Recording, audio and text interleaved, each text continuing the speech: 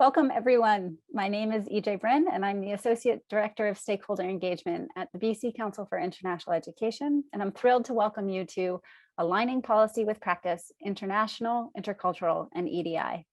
Before we begin, I would like to acknowledge that I live and work on the unceded traditional territories of the Musqueam, Squamish, and Tsleil-Waututh Nations, and it is my true honor to welcome back Carleen Thomas to open this session off.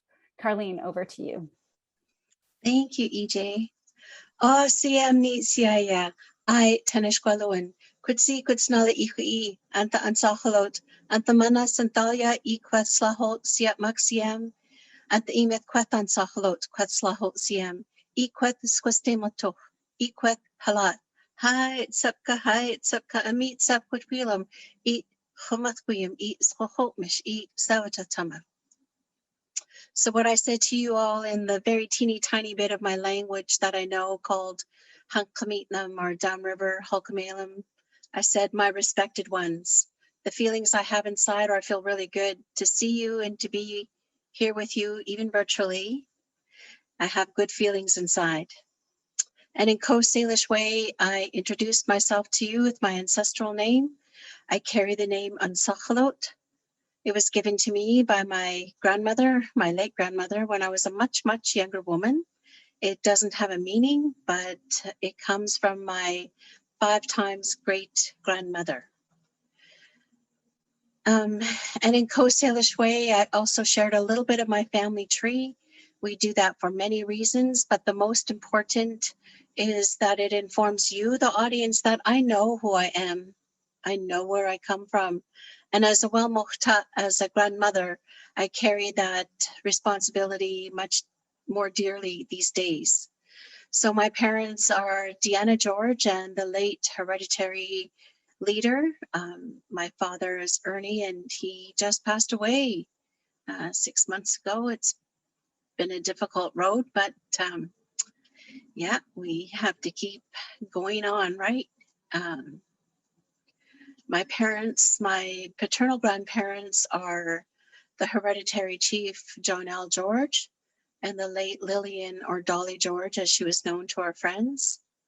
My maternal grandparents are the late Stan Joseph from the Squamish Nation and the late Caroline Nee Thomas, Nee Joseph, Nee Trimble. And she comes from the Snuneymuxw people, the Nanaimo people, and the Kincolith people, the Nisga'a people up in the Nass Valley. It took me a long time to acknowledge my maternal grandparents, and it really, you know, I guess when I became a grandmother, I started to really question it and, you know, wonder why. And I came to the conclusion that it was the colonialism that really tore apart our families and set our families apart. We're placed under the Indian Act. We're placed onto Indian reserves that had these borders that, you know, at one time, our people needed permission to leave reserves. Anyway, so I guess it's just all that decolonizing of myself and healing, the healing between the 3 nations here in the Greater Vancouver area. We have the Musqueam, the Squamish, and the Tsleil-Waututh people. So it's with great honor that I recognize my maternal grandparents. And then I raised my hands, Hai Tsepka, thanking all of you, Amit Sepwatwilam. I'm welcoming you here to the homelands and waters of the Musqueam, Squamish, and Tsleil-Waututh people. And I encourage you to take a moment to, you know, quietly acknowledge the Indigenous peoples from where you are sitting right now, watching this webinar. I wish you all the best. I'm really, education has been my passion my whole entire life. Unfortunately, I'm not in the education field anymore, but I am very hopeful when I see webinars and professional development and things happening like this. You know, I'm just really, because I don't know your organization, I don't know any of where you folks are representing, that institutes or organizations, but I just really respectfully and heartfully, gently ask you to ensure there's some form of First Nations involvement, participation. I sit on for my day job, I sit on this committee, and one of my colleagues is actually a leader from the Stalo Nation, and he was, really active and involved in Indian education back in the days. And one of the phrases he always uses when we're talking to government folks and other folks that are across the table: nothing for us or about us without us. We have people who have the capacity to sit at tables to help create environments that are as inclusive as can be. We've spent generations on the outside looking in, and now we'd like a seat at the table and help to bring all that other diversity, equity, inclusion back into the education system. So with that, I wish you all the best. I wish I could stay for the session. However, I do have other commitments. As I shared, I have a full-time job. So hi, Tsepka, thanking all of you. Hey, Owish, take care. Thank you so much, Carlene. Thank you for sharing your family tree and history with us to start off the session. And also our thoughts are with you and your family as you heal from your loss. Thank you. Thank you also for sharing your call to actions, encouraging all of us both to reflect on the lands we are on and to be inclusive and bring Indigenous communities into the work that we do. And that brings me to just a few thoughts before we begin our sort of discussing the housekeeping. But in the last session, we mentioned reconciliation and discussed the need for reconciliation action and to be part of the ongoing process of establishing and maintaining respectful relationships with the lands and beings around us. And as Carlene has asked us to do, I ask all of you to take a moment to reflect on how you are or plan to take these steps personally and in the work you do as educators.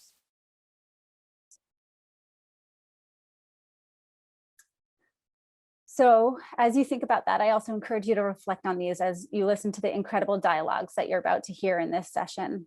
This webinar is part of our intercultural series that runs once a month through June. A reminder that we've added one additional session on June 15th entitled Dialogue Series, a Closing and an Opening, that's designed to provide an opportunity for you to reflect on your learnings over the last year and present ideas and opportunities for new learnings as you move forward in your personal development. The session description is now on our website, along with details on past webinars in the series and our certificate of completion.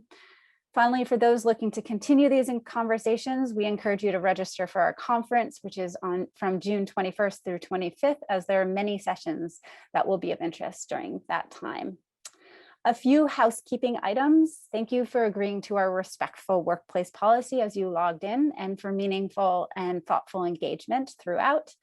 Microphones have been muted for the duration of the session. Please use that chat box to interact with other attendees, provide comments, links, and for any technical assistance, and use the Q&A section for questions that you may have for Roheen and Derek as we move along. We, of course, have designated Q&A time at the end of this session. Finally, for accessibility, we've turned on the transcription mode. If you would like to turn this off, you can do so in the panel at the bottom of your Zoom screen. Without further ado, I'm going to hand this off to our moderator for the series, Todd Odgers, Associate Dean of International at BCIT, who will set the scene for this webinar and introduce our speakers for today. Todd, over to you. Good morning. I'd just like to say thanks so much to Carlene, and it's good to have you back, Carlene, introducing and giving us our welcome.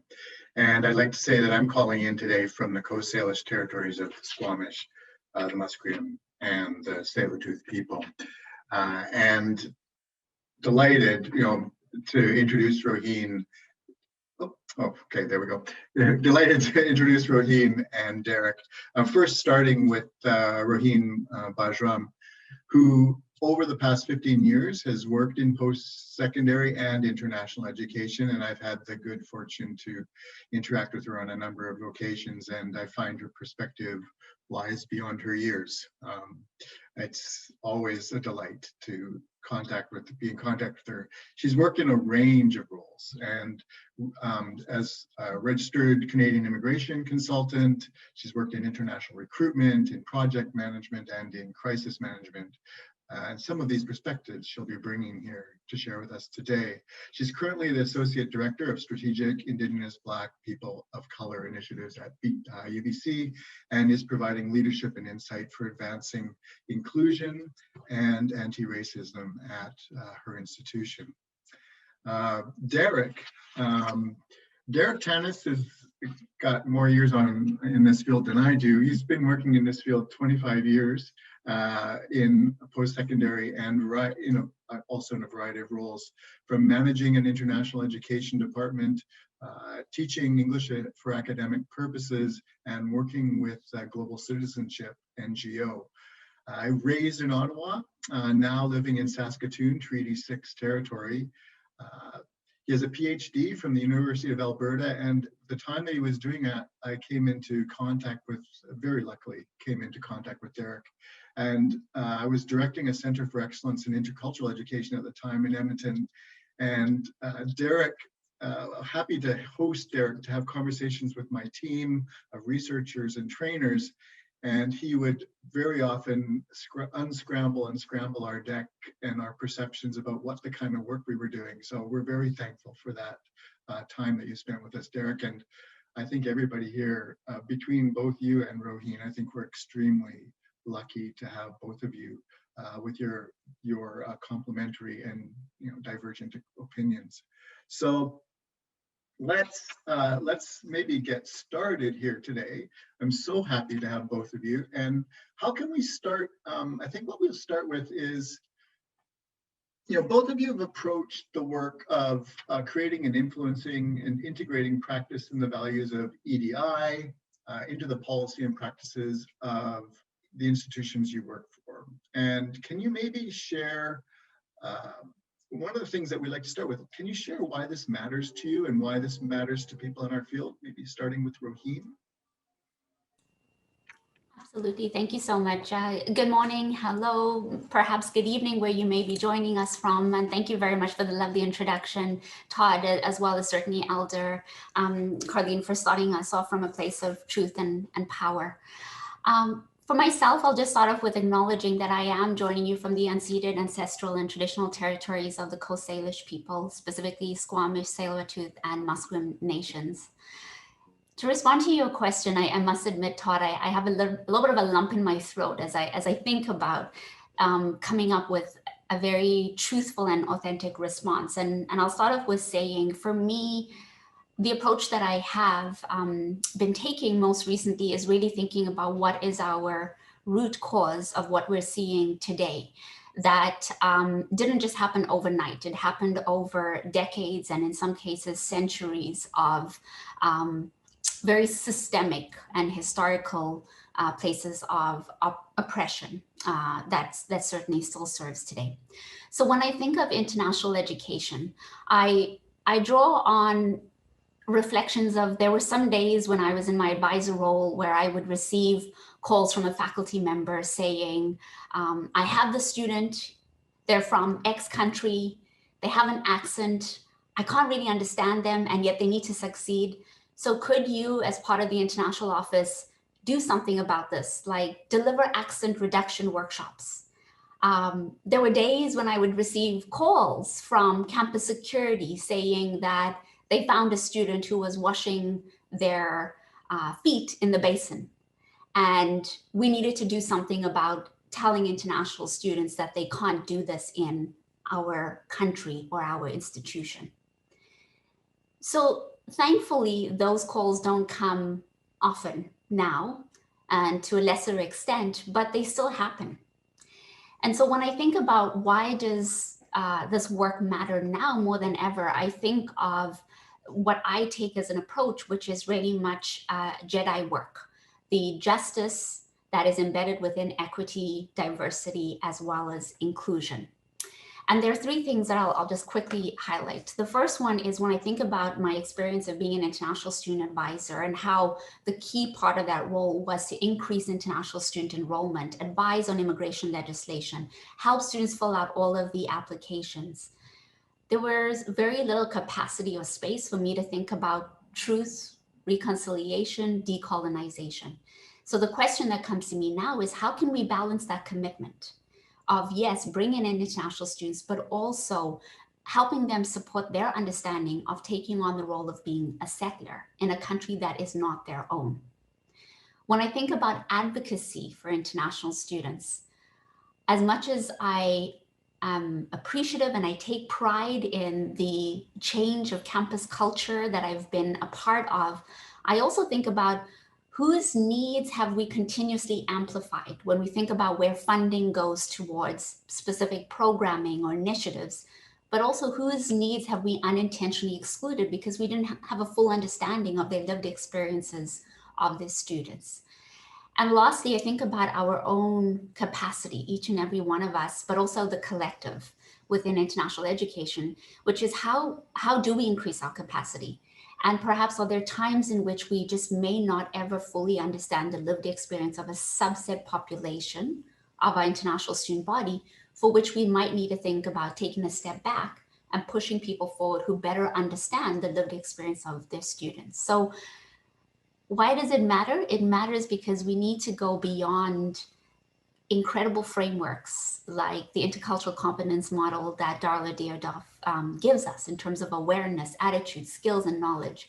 We actually now need to think about how do we deepen EDI, diversity and inclusion in our intercultural field and international education field so that we actually tackle all the things that we said around the iceberg model that were beneath the surface that we were too afraid to address.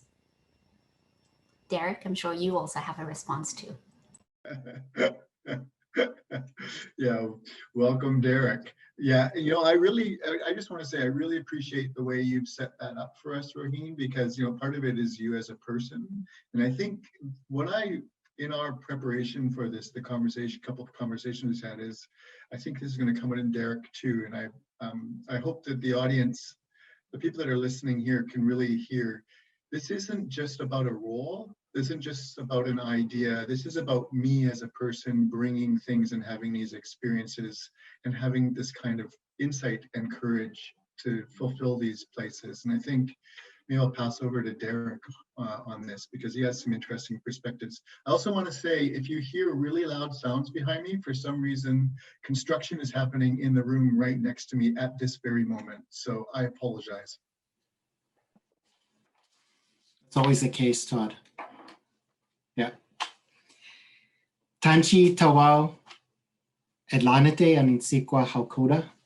I want to acknowledge I'm joining this panel from Treaty 6 territory, the traditional land of the Cree, the Dene, Dakota, Ojibwe, and the homeland of the Métis.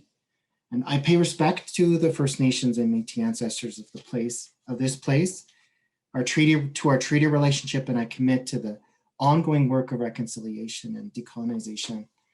I want to thank you, Todd and EJ, for inviting me to this panel, and to Roheen for working together as we prepared for this. This has been such a strong series of dialogues. It's a real honor to be here and with my colleagues across the country and possibly outside the country today. And the focus of this session of alignment of policy and practice is one, you know, Todd, is really close to my heart. So I really look forward to what we talk about today. Before I say anything further, I also want to acknowledge Elder Carleen Thomas's opening prayer. As a settler Canadian of mixed Arabic and English descent, I acknowledge the sacredness and criticality of our personal and professional relationships and responsibilities that are inherent to settler allyship. And I hope I can reflect this allyship adequately in our session. Roheen, I really appreciate the way you started us off I think you've hit on the crux of the matter. If I understand correctly, you're talking to the ways in which we're challenged as practitioners to enter into contested, colonized, and racist policy spaces, even when they're about what would be considered mundane matters, like using a washroom. And I think that's what we're talking about, that is a policy space. So from my perspective, these policy spaces, they're intentionally or unintentionally enacted by individually as practitioners and collectively as institutional communities daily. And an inclination, I think, in international education that I've experienced is that we can set up this binary. You kind of mentioned this, Roheen, almost of this good and bad policy. You put one of them positioning, say, global citizenship education, also known as global social justice, against drivers of global post-secondary market competition, also known as neoliberalism. In stating this binary or living it, sometimes we create a fixed, immovable tension. It's a stasis. Sometimes it can become frustrating, at worst, disillusioning, and even worse, disempowering. I also think it wouldn't be far off to say, for some, perhaps many of us in this session, policy is not the most favorite discussion. I think we've all heard groaning in the room at a meeting, someone makes a comment about some other policy not allowing something to happen. And I've been the person in the room groaning, especially when a policy seems to be blocking something that from an international or intercultural DEI perspective just shouldn't be. It seems like common sense. We should just deal with that. Why is that a problem? So in my leadership role in student affairs and international education, however, I've also been the person responsible for enacting or engaging with policies that provide opportunity for students or enforce restrictions or sanctions involving students. And these are policy tools that can, in some and arguably many cases, miss the mark or disproportionately and negatively affect students and their well-being, especially those students of marginalized and racialized backgrounds and in society, including international students. So it's from this perspective of policy embodiment, as you noted, Todd, I've been thinking and writing about anti-racist and decolonizing practices. And the synthesis of this, perspective that I've been coming from is for international educators that policy is us. Essentially, that policy is not an abstraction. It's lived, as you said, Roheen, in our day-to-day interactions. So as you'll notice, I'm reading a bit, partly because I'm going to be quoting, and also because I could get lost in the philosophy of all of this. But from a policy studies perspective, policy can be described as a way of problems we're facing as a society and the interrelated processes by which we frame, deliberate, enact, and evaluate solutions to these problems, with overarching structures and relations of power shaping and influencing decision-making throughout. So in this sense, as Leslie Powell wrote, policy is as much about what we do to address pressing issues in our society as it is about what we decide not to do. So not having a policy is basically a policy, the unwritten policy that is experienced by the way we do things here. I think policy embodiment as it relates to DEI may perhaps be its defining characteristic. Sarah Abmett, in her book on being included, racism and diversity in institutional life, wrote that the work of DEI in post-secondary institutions can be experienced as embodied insistence. She wrote, "The body who is going the wrong way is the one experienced as in the way of a will that is acquired as a momentum. For some, mere persistence to continue steadfastly requires great effort, an effort that might appear to others as stubbornness, willfulness, or obstinacy. Diversity work thus requires insistence. You have to become insistent to go against the flow, and you are judged to go against the flow because you're insistent. A life paradox. You have to become what you are judged as being."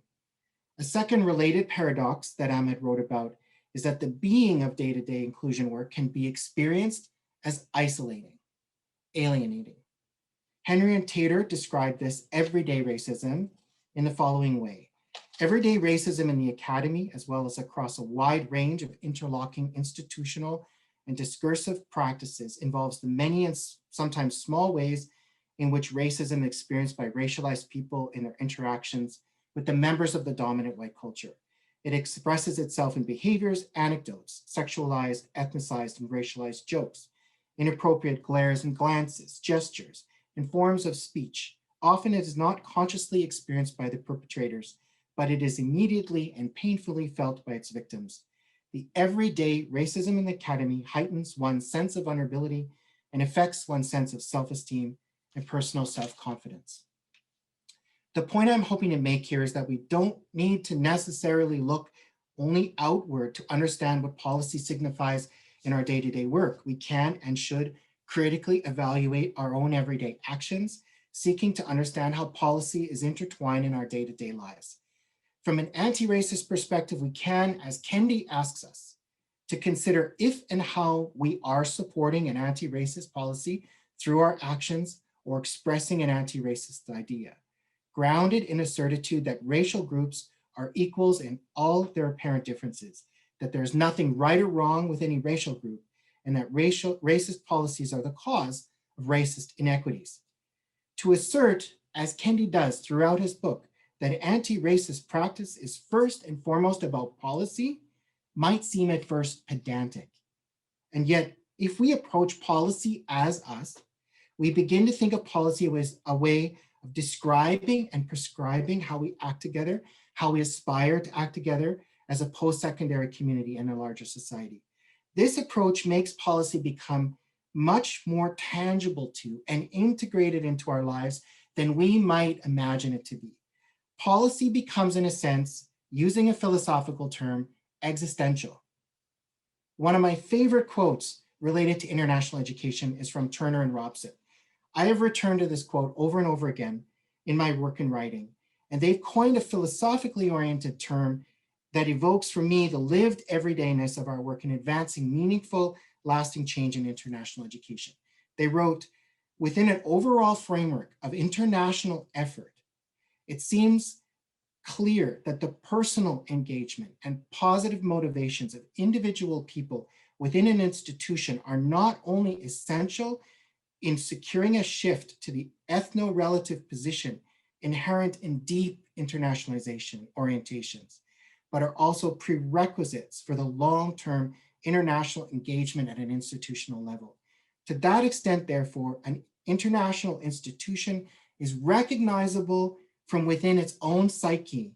Deep internationalization acts normatively on the values and practices of institutional communities, shifting individual and institutional orientations to existential internationalization. What Turner and Robson articulate is that it is incumbent on each of us in each of our roles to move beyond symbolic orientations in international education. Deep internationalization requires us to ask ourselves who we are and who we want to be as individuals and as a post-secondary community. Shifting to an existential orientation to internationalization begins with each of us, and in that sense is phenomenological. Stated simply, existential, anti-racist, intercultural, decolonizing, international education policy does not happen with the stroke of a pen. It happens with each interaction we have with our students and colleagues, even the most mundane of interactions. I know this puts a lot of pressure on us, especially for those of us that don't hold higher levels of authority. Such a responsibility might seem overstated, given the kind of limited or prescribed power we may feel on a day-to-day basis in the face of top-down institutional decision-making processes. I do hope, though, in the session today that I can make an adequate case for our personal and professional responsibilities and capabilities, and in so doing, speak to our agency as policy actors at our institutions and in our society at large. Wow. Derek, thank you. How do we carry on from this? I think in the way that you've pulled those authors' thoughts together, I think what we're really, really talking about here is embodiment. And so how do we better understand, you're talking about courage, we're talking about perseverance, we're talking about moving from the symbolic to being active. So how do we how do we embody this to create inclusive spaces? And I know that Roheen, the role that you're in, and I think we're going to carry on. I think I'm going to ask Derek to continue, and then we'll come back to Roheen, because I know you're in that strategic role right now. Derek, can you continue and maybe talk a little bit about how you've maybe enacted this? Maybe, I think you have a couple of examples of how you've enacted this embodiment. Thanks, Todd. I'll just share one example and go into that. So as I spoke of just now, my approach to intercultural and international DEI work is steeped in philosophy, in particular phenomenology. So while there are marked differences in this approach to the more common threads in our field, such as social psychology, anthropology, and critical theory, including critical race theory, there are commonalities. I won't get into this, except to note that the phenomenology of practice is not concerned with providing answers to questions, but is rather concerned with deepening our capacity for curiosity, even in the face of what we may already think we know a lot about. In that sense, phenomenology does not seek to explain what we do, but rather it intends to develop within us an ability to critically explore and deepen our understandings of how we do what we do, even when we think we do it pretty well, especially then, I would say.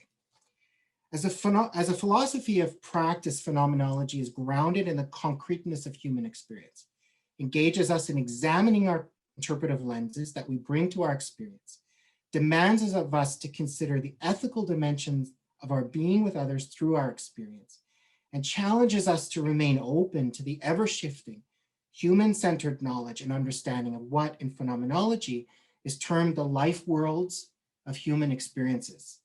So with this in mind, I turned to a lived experience description that I incorporated into a book chapter entitled Security in a World of Strangers, Exploring the Lived Meaning of Help Giving to International Students.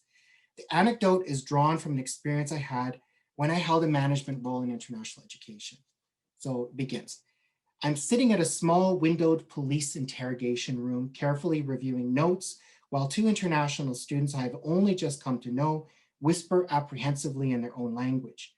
The waiting brings a moment of tense calm, a stark contrast to the police officers and staff who I can see through the window, busily at work in a room facing us. Finally, a tall white male police officer opens the door across the desk and sits down, immediately turning to his computer screen. He introduces himself and then abruptly asks who I am. I sense a strange muffled silence of the space as I respond to who I am not a lawyer, not a friend, not family. He is typing as I speak. I explain that I work for the university. The officer leans in. I explain that my role is to ensure that one of the students who has been accused of an act he denies having done understands what is happening and that the student has access to proper representation. The officer stops typing and assures me curtly that he just wants a statement to understand the student side of the story. I turn to the student beside me and ask if he understands what the officer wants, briefly reminding him what we had discussed at length with professional counsel at various times that day. The student's brow strains as I speak, his eyes locked on me, as if realizing for the first time just how much trouble he is in. In my book chapter, I first contrast this experience with help giving with other types of help giving that we may experience at a day-to-day level. This contrasting of experience is an important part of phenomenology, as one's aim is to grasp what makes a particular experience unique, what lived existentials make that experience what it is and not something else. Following Van Manen, these lived existentials can be described as including lived body, lived time, lived space, lived relation, and lived materiality. Even the writing of this anecdote required multiple drafts, with each draft aiming to sharpen the focus on these lived existentials as they are recollected. I know this may seem to draw away from the main point. However, in phenomenology, one's approach to experience matters as much as, if not perhaps more than anything else. In this sense, I have come to understand phenomenology as being a form of disciplined, critical, and creative reflective practice as it relates to my intercultural, international, and DEI work. So coming back to the anecdote, it could be said that my reflection on this experience opens to what might be termed the policy life worlds that I, the police officer, and the newly arrived international student with his new acquaintance are inhabiting in the moment at that police station.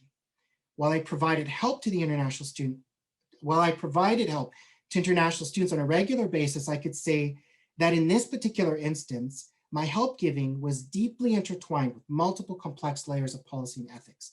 I hardly knew the student. He had just arrived in Canada days before.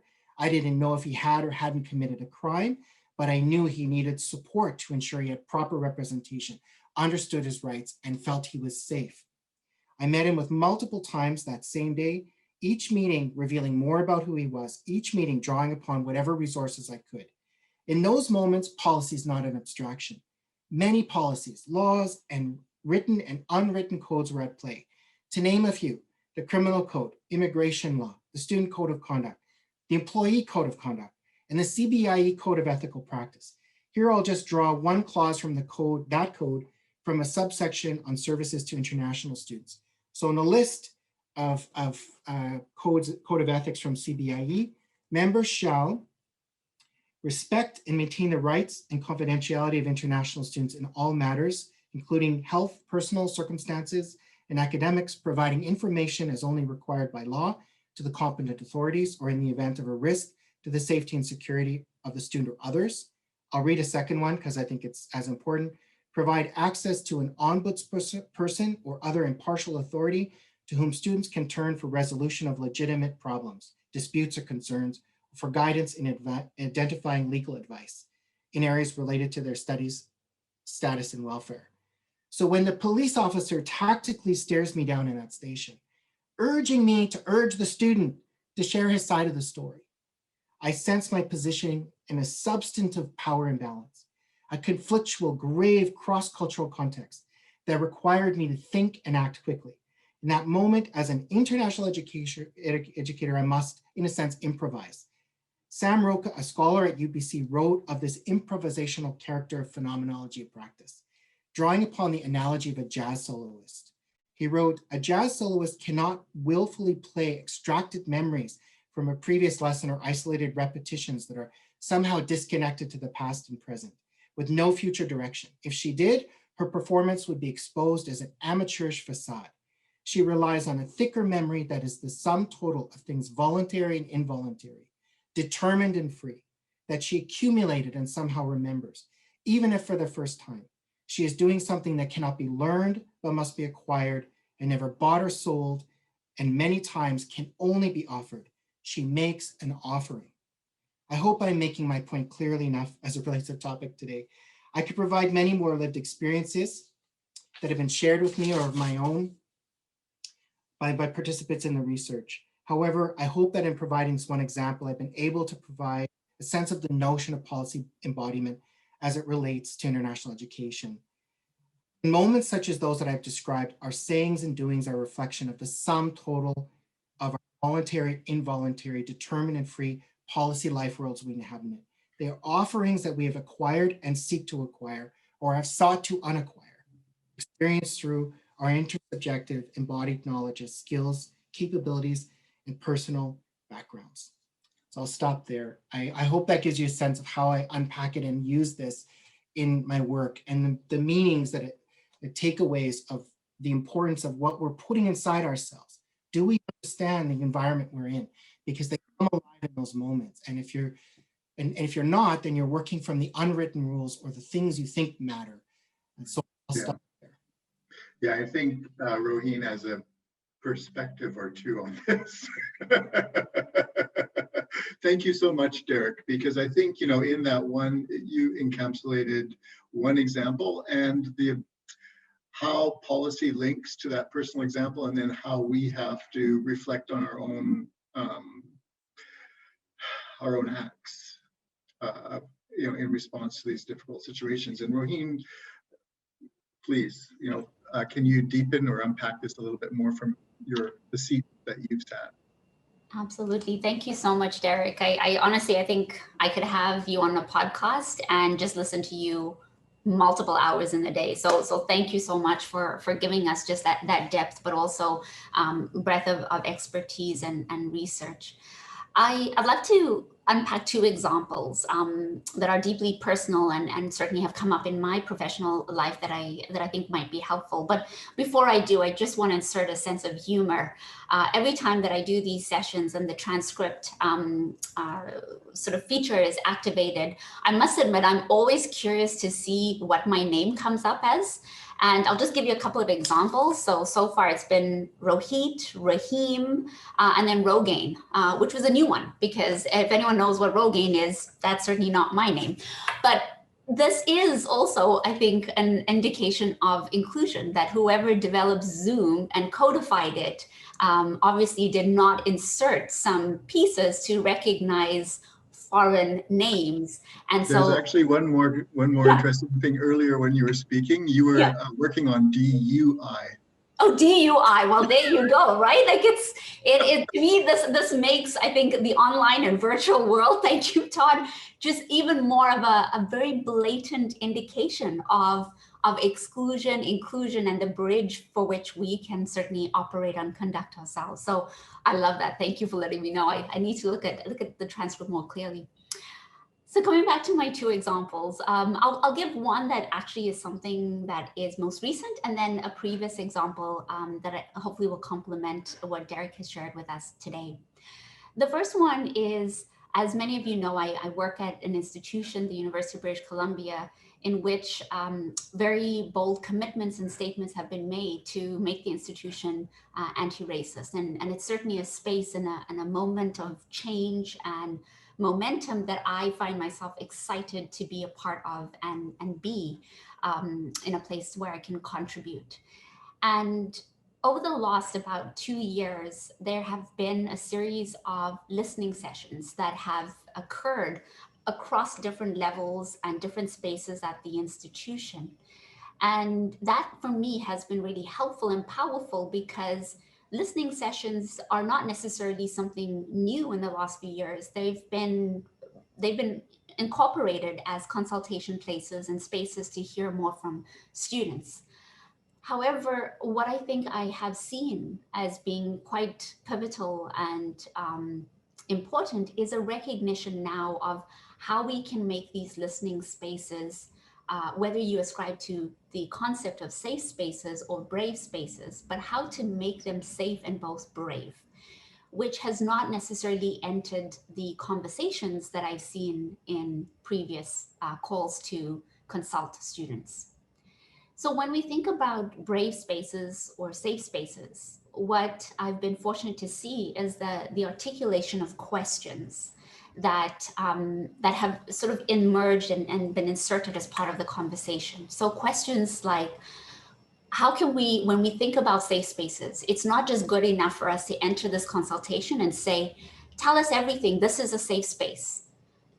That doesn't make it safe by just articulating it. You actually have to enact what tools, what elements of the conversation you're going to make that space safe.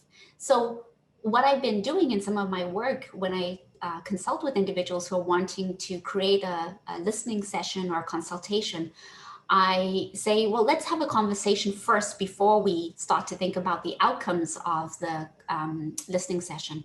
And I ask questions like, when we discuss something that's going to trigger anyone in the room, what are we going to do? What will your role be? What will my role be if I happen to be in that meeting? And we unpack that a little, because I need to think about power dynamics. My identity of being a Black woman will play a role inevitably, whether I like it or not. But likewise, so will the role and power of the individual who might be then the main facilitator as well. I also ask questions like, what kinds of words will we allow and will we not allow in the space? And if those words come up, how are we going to approach it? And the last question that I always will try to bring is to ask the question about whose responsibility will it be to hold everyone accountable, to create the space of safety or bravery?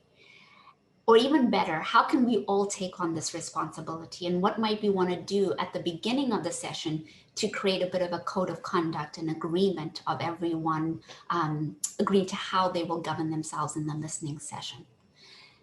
I offer that to you because I think what we're going to see, particularly now as a lot of institutions start to embed EDI, is to start to think about how they might incorporate student voice in some of these conversations that Derek has shared with us around policy, about changes and shifts in service delivery, particularly with international education. Very quickly, as international educators, we're going to be called on to speak to anti-Asian racism and how we might engage our Asian community, or anti-Black racism and how we might engage our Black community.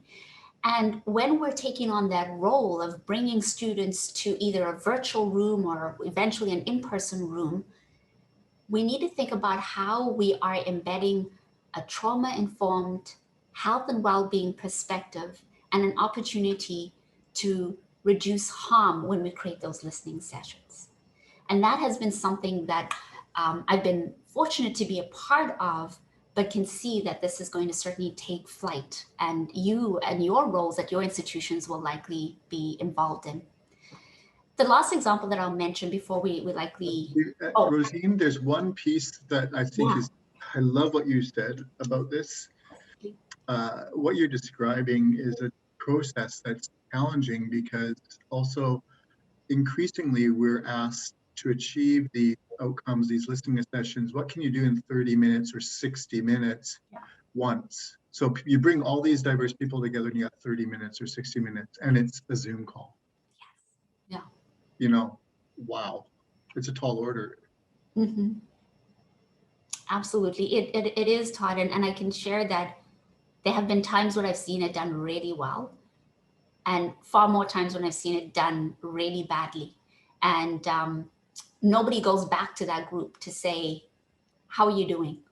I recognize that that was re-traumatizing. What can we do now? And so so thank you for highlighting that, because we can cause unintentional harm if we don't think about these things from a deeper perspective. As a complement, I want to go back to my advising, my international student advising days to share with you something that is actually on my mind every Victoria long weekend, because it was this weekend it was around 2011 that on the Friday before the Victoria long weekend, I was advised that one of our international students was at risk of harm to themselves and were taken to the hospital. And all I was told was, they're in the hospital, so just check in with them probably sometime next week. And I remember going back home on that Friday night thinking, I would hate to not have anyone in this country checking up on me during the weekend, a long weekend, as opposed to just thinking that eventually somebody will remember me from the institution. So when I think of, Derek, how you shared with me sitting in that police, station, being faced by somebody who is in this, presence of authority, who in many ways will have an impact on the student's life for the rest of their life. And the call to action of, as an international practitioner and educator, what do I do to support this individual as best as I can with whatever power or means possible? I draw on this example because what I ended up doing over that long weekend was I made a decision to go to the hospital the next day. I was fortunate that they allowed me in to see the student in the psychiatric ward. And all that I asked for was, can I just find out what they need right now? And what ended up happening was the student told me that they just wanted 3 things: clean underwear, a toothbrush, and my phone number in case something goes wrong. And I said, okay, I can give you those 3 things. I quickly ran down, grabbed clean underwear from the store, a toothbrush, brought it in. I was allowed to bring it in, they were allowed to have it. And they didn't abuse my number in any way, that they contacted me multiple times. But just being able to deliver on those 3 things was critical. When I got back to the office the next week, I spoke to my colleagues about what was our critical incident protocol. How do we define our duty of care to international students, given that our crisis management approach really made the assumption that students have a social network that they can tap into when they're in a moment of distress or crisis. But we hadn't quite thought that through for international students. We hadn't brought that lens into our policy and certainly into our protocols. So when we talk about policy embodiment, as you shared, Derek, a lot of what I've been able to think about and explore and certainly enact in my role, and perhaps this is something that might connect with some of you who are in the audience, is to think about how we address the systemic issues. How do we look at policies and say, I know the intent of the policy was this, but it's not quite fitting for all subset student populations. The second thing that I've also heard is, that I've thought about is, you know, that other duties as assigned piece that we have in our job descriptions? Well, we get to define it. And to some extent, we need to probably set a limit on what those other duties as assigned actually means, which is why if we actually have the systems and the policies to back us up, it doesn't require then people like myself or like yourself, Derek, putting yourself in the position to take on the responsibility of something that hopefully the system should be supporting. And then the last thing that I learned was the importance of self-care. I can't tell you how much policy embodiment, it drains you. And it stays with you for years. And as much as I enjoy being there for people and to create that space of safety and warmth and comfort, it also takes a lot out of you over the years. And we need to think of how our systems can do that as opposed to our people. Thank you, Todd. Thank you, Derek. Oh, thank you. What a lovely complementary perspective, interweaving. Thank you so much, you two. Oh my goodness.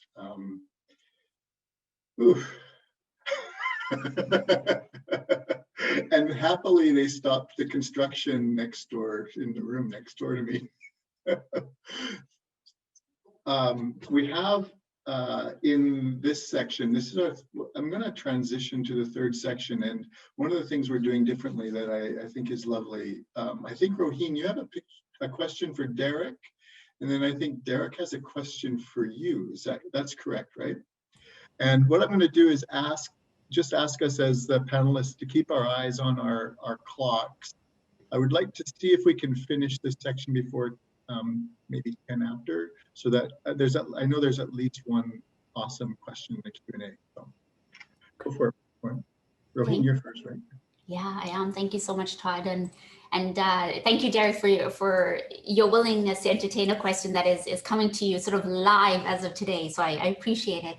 I think a big part of, I'll sort of set up my question to say a big part of my reflection of my time of working in international education is we've touched some elements of, let's say, the iceberg model, and yet there are other elements of the iceberg model that, for example, race, that has never come up in our conversation, as well as a multitude of other dimensions of intersectionality. So my question to you is, in recognizing that you and I have different privileges that have allowed us to accomplish many things, while also experiencing barriers that are really out of our control, what are some things that you do to stay grounded in staying true to equity and inclusion? Thanks, Roheen. It's a small question. It's a small question. I'll just, in answering your question and trying to stay true to that embodiment, I'm just going to give two quick examples. One is being called into a meeting by one of my direct reports who supervises a project, and I come into the meeting and the meeting is already tense and there's a sense that something's gone wrong, and what has gone wrong was in some ways predictable. And we talked about this, and the time, like you said, there's a short time frame. We've got this really short period. People are upset, and And I'm trying to move things forward, and I'm feeling that. I'm feeling that time pressure. I'm sensing we've got a lot of people who are upset with what's going on. And there was a moment in the conversation where I knew there was sort of an authority that had to be taken. And I knew I held it in the meeting because I was the top one in the totem pole in a hierarchical environment. And I moved into that role in a way that surprised me because I'm not necessarily a hierarchical thinker. I enacted I did something, I spoke a particular way about what was happening, and especially to the person who's reporting to me. And I'm male, she's female, strong female staff. And I felt like I positioned myself, and I realized really quickly that it was sitting there the whole time. That power was in the meeting the whole time. And when I took it, I could be something else. I don't know how else to describe it, but it bothered me afterwards. I sensed I talked a particular way, engaged in a different way. And then I felt responsible after. I tried to understand, why did I act that way? And I had another meeting with my colleague and talked through what happened and asked her what her experience was of that meeting, how I felt about my own actions, and apologized for taking the authority in the way that I did. To me, there's a recognition of trying to see where power is. That's hard, but especially if it's so close to you. Like, I didn't really think of it before in that way. So I felt it. I could see that it already exists. The structure of hierarchy is there, and you can move into it. So there's something about that. The second thing I would say is being in a situation where I'm going to a northern campus in a conduct matter. It's with an Indigenous woman, and I've already had some communications with the student, a female student she has a family. She's been in prison. I know some of her background. I go into the meeting. I've come in. I have a letter with this document that's going to basically tell her that she's being investigated for something. And I sense all the way that I am basically the settler colonizer in this space. This is a structured, formal process. We knew it was a problem from the moment it got implemented. And in that particular case, we'd already begun to unpack that process and try to incorporate informal restorative practices that didn't move to this formal process so quickly. In that case, like Elder Carlene started with, we knew we had to look outward. We need to question the structure, like you said, Roheen. The whole structure was set up in a way that was creating contexts for a settler ally like myself come into something and feel this is what settler colonization is. This is the power dynamic. I can recreate this space. It's very easy to do. And to unpack it and break it down, we held a gathering and revised the process. So the structure was enabling something. And so I really think this is about decentering, becoming decentered. And that discomfort. And Wade Levinas describes that. One thing I think about is the difference between the saying and the said. So the said is those things, they're written documents, they're things you can hide behind. The saying is when you're in front and you basically look at a person and you say, who are we right now? Are we being the best? Am I being the best me? Like the best who I want to be, the kind of world I want? And am I willing to be vulnerable? Like, I have to let it go. I have to understand, to say, to be real is to know that I'm responsible for the policy, for this lived relationship. And if the policy is not right, I'm responsible because I'm living it out. How do I live that out and bring it back? I think that also goes to your relationship about going to the hospital and coming back and saying, I lived a different policy than we have, and we need to make a change. I hope that gives a sense of how, and I appreciate your question. I really like that we went through this way and I think it was EJ's idea that we try something different and ask each other questions. And I really appreciate it because it got a sense from each of us what the kinds of things that are close to us. So one of the things that I'm interested in hearing from you, and is, you've got all this, so much experience and background and thinking around the work you do. What is it that you're most curious about right now in your work in DEI? And what do you struggle with the most to remain curious about? And how do you sustain that curiosity? Thank you so much, Derek, and thank you for your response to my question.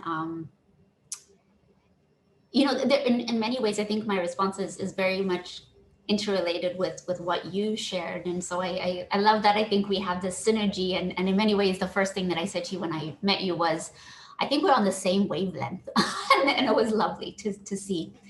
So to answer your question, I think what I'm curious about now is in seeing the impact of movements like Black Lives Matter, in seeing the awakening process for some as a result of the pandemic, even though many of these things have been in place and have been part of people's lives and daily realities for, like I said, decades and centuries. But the curiosity for me is seeing how people are having these aha moments and hashtag woke to what they are now seeing as far as inequity.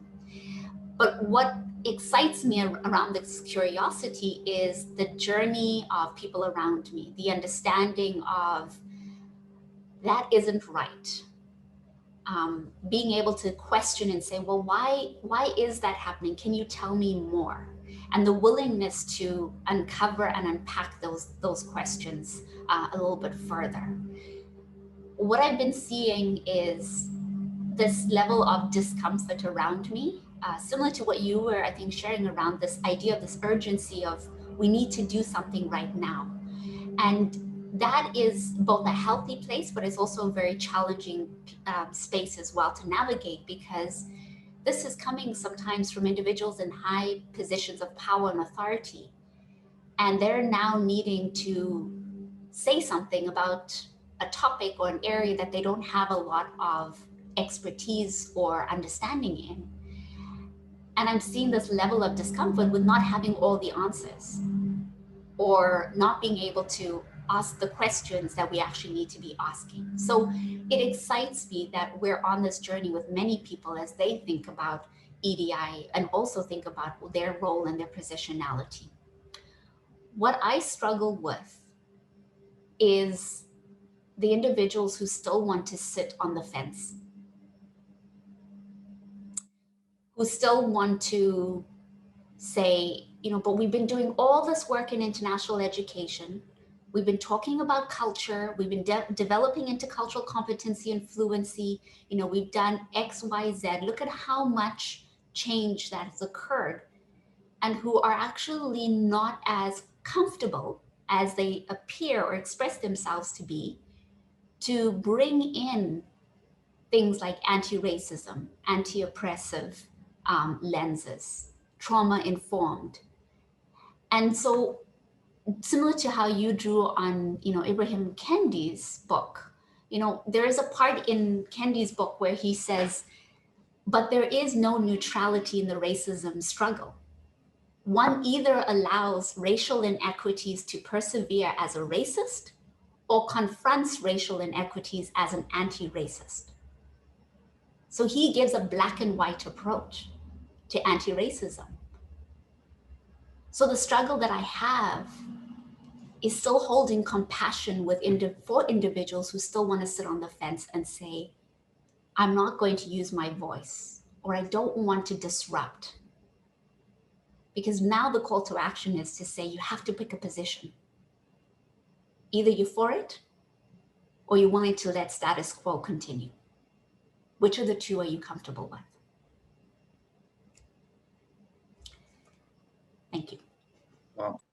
And I think, Roheen, what you're talking about related to one of the questions. I just want to say thank you very much to both of you for what you've shared. And I think you're embodying the kind of courage that you're talking about in terms of like, how do we lean into these really challenging existential questions that we have daily or on a regular basis. And Barbara asked a question in the Q&A that I think, if we think of intersectionality and like how hard this work, this is challenging work, right?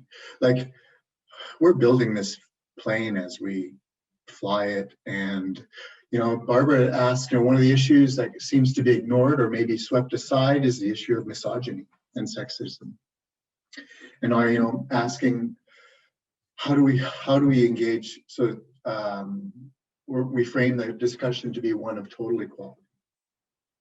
And I'm wondering, Roheen, I might start with you because of the role you're playing right now. I think you might have maybe we'll start with you on that. Thank you. It's a wonderful question, Barbara, and it's something that I must admit I'm not sure I believe in equality. I'll be honest with you, because I think equality it's a concept for me that that then gives people the power to say, well, we can't do this for this group because we have to do it for other groups. And so if we're striving for equality, we end up actually not giving the right level of attention and therefore support to groups who are starting from a very different place than others are. So I just want to start that off with equality. And so this is where really equity for me is a much healthier place to start from, because what we need to look at is to look at how things are playing and being expressed in the system. So if we think of this, the perspective of, let's say, I'm going to bring gender as a dimension around intersectionality. We need to look at, okay, for example, in March, when we had International Women's Day, I delivered a speech and a panel about the inequities that still exist for women across different industries, different sectors, different fields. But to recognize that how a white woman experiences lived reality and inequities is different from how a Black or an Indigenous woman experiences that as well. So we can't just go with, and obviously I'm just going to take the binary for now, but there are certainly multiple components of gender and identity, but we need to look at the complexity of these dimensions and then look at it across other dimensions as well to better understand the lived experience. And then the systemic approaches and solutions need to address all of the different layers of these intersectional dimensions. Because what we'll end up doing is actually elevating some, and in many ways, digressing many others, if we don't think about how we bridge how systemically people experience everyday lived realities. So now I think is an opportunity for us to bring everything on the table, to think about, yes, misogyny, and then there's also misogynoir, to think about ways in which we're talking about sexism. And then to look at, and Derek, I'm going to use you as an example to look at Derek as an example of somebody who said, in that space, I could see the power. I could see how easily I could fall into that role and achieve something.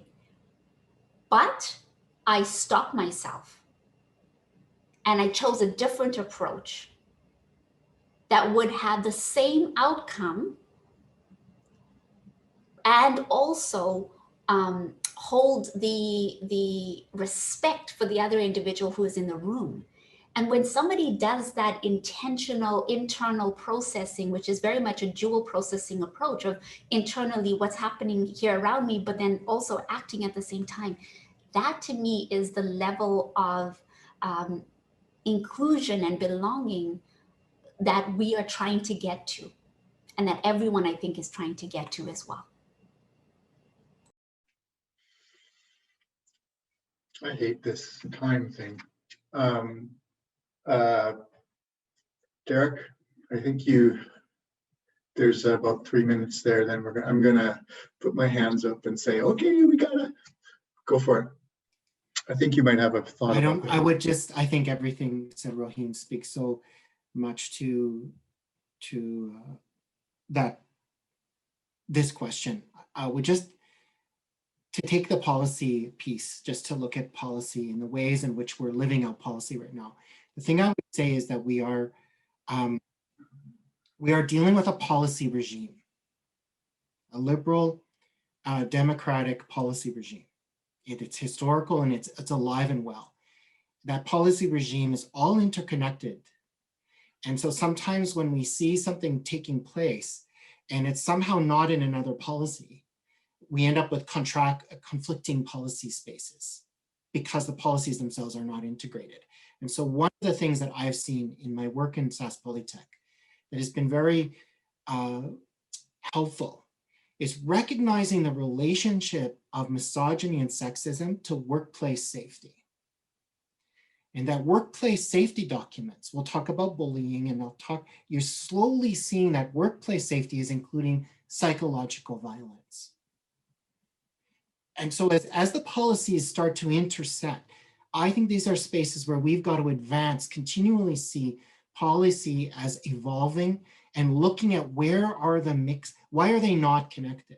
Because when I'm engaged in conduct matters and I find myself in a space where there might be this tension around the way we think of sexism, like between two, like we might disagree at some very fundamental level. And I know that I have to think through the space we're entering. When I open up this space and say, well, let's open up another policy bucket. Let's talk about psychological safety in the workplace. What is the best, and you start asking different questions and you can see how the policy context can start to move things and say, well, maybe we should be looking at this from that angle. And it can bring more people in. You're going to change what they think, but it does maybe challenge their understandings of what policies they hold to them. That's why I use the term policy life world.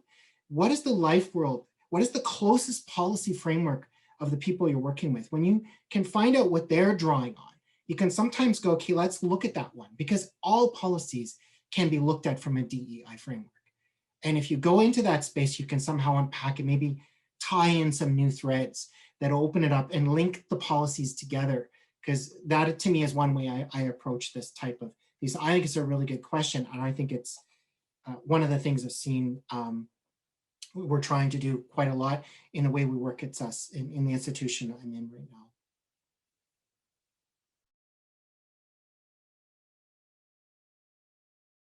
Three minutes, Todd, you're up. You're amazing, you two. Thank you so much. We talk about polychronic and monochronic cultural styles. These kind of webinars so force us to be so, really, this is dialogue, this should be open-ended, and we're always bound by these times. And I see there's a beautiful question by Sandy about Kendi, and I'm wondering, I don't think we have time to really respect the depth of this question that Sandy has asked about Kendi, and I'm wondering, maybe one of you could consider responding to her maybe later in the, maybe even after the seminar today, just to take care. I know that EJ has some post-session things that she needs to clean up as well. And I wonder if the two of you would like to say something as a final comment today, and then I'm going to say thank you, and then I think EJ has her final housekeeping, etc. Yeah, absolutely. Thank you so much, Todd. I just wanted to say thank you to everyone for joining us. This work is challenging and tough work, and I just from my experience, it's not about always having the right answer, but it's pursuing the right answer that I think defines the elements of justice and certainly equity, inclusion, and diversity in terms of bridging that with internationalization. and the work with international ed. Thank you so much to BCCIE for having us here, but really the huge kudos and gratitude that I'd like to give is to my fellow presenter, Derek.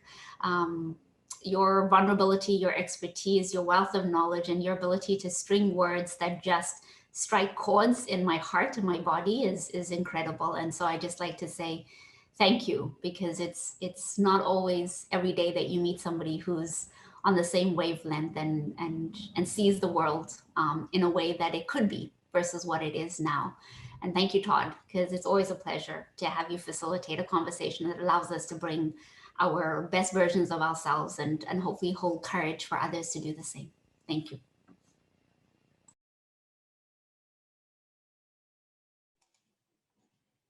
Thank you, Roheen. Those are very kind words. And we come together, I think, out of the things that we want to bring into our lives. And we have to remember that there are things we want and don't want to experience in our world. And I just want to acknowledge that we're here together because of all of those interactions we've had. All the things, all of our history and the people in our lives, things we've read, and to be grateful for all those people who are not here today. And that's one way to acknowledge that there's so much more going on. We're a community, and we are a public by meeting today. I want to thank EJ and Todd. This is a really terrific session. I went and watched all of your series. I think what you're doing is trying to create opportunities for this dialogue to continue, and I look forward to the next session. So I want to just end, if that's okay, with a quote that I picked because Sam Roca wrote a book on called Folk Phenomenology. That's one of my favorite books on phenomenology. It was his dissertation, and he's a UBC professor, and he has this metaphor of phenomenology that I think is so good for BC. Although I am talking about coastal BC, because I know interior BC would think that I'm excluding them by including it. It's about the sea. But I have a feeling that in British Columbia, the sea is a part of everyone's knowledge. You're closer to the sea. So this is the quote, and I hope it gives a sense of that sense of where phenomenology can keep us curious. So he writes, "Being is the sea, and we are within it. Pulled by the subsistent tides and forces, existing as an embodied sponge, always gushing with excess, saturated with and within being, alive with energy and spirit. Unlike the methods of science, phenomenological method is not intended to simply address the cup of existence as fully as possible. The phenomenologist tries and must always fail to explore the very horizon of saturation and gain insight into the being of excess that eludes our particular ways of being within, subsisting, existing, and thereby extending potentiality, the saturation point of the imaginable, the possible, and the real."